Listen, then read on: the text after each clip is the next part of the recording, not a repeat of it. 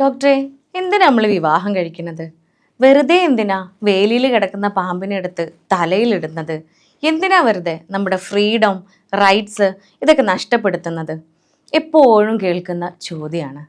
പ്രിയപ്പെട്ടവരെ, അപ്പം നമ്മൾ എന്താണ് ഫ്രീഡം എന്നതിനെ കുറിച്ച് കുറച്ചൊന്ന് ആലോചിക്കേണ്ടതുണ്ട്.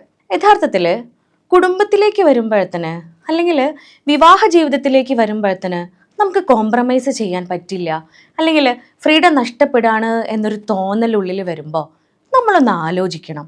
ഈ കോംപ്രമൈസേഷൻ ഇല്ലാത്ത അല്ലെങ്കിൽ ചെറുതായിട്ടൊന്ന് വിട്ടുവീഴ്ച ചെയ്യേണ്ടി വരാത്ത ഏത് മേഖലയാണ് നമുക്ക് മുമ്പിലുള്ളത്?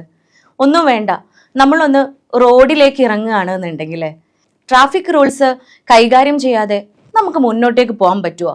എത്ര എമർജൻസി ആണെങ്കിലും, എത്ര തിരക്ക് പിടിച്ച യാത്രയാണെങ്കിലും റെഡ് സിഗ്നൽ കാണിക്കുമ്പോൾ നമുക്ക് വണ്ടി എടുത്ത് മുന്നോട്ടേക്ക് പോകാൻ പറ്റുമോ? അവിടെ നിയമങ്ങൾ പാലിക്കുവാനും ക്യൂ നിൽക്കുവാനും ഒക്കെ നമ്മൾ തയ്യാറാ. അവിടെ കോംപ്രമൈസ് ചെയ്യാൻ നമുക്കാർക്കും യാതൊരു ബുദ്ധിമുട്ടും ഇല്ല.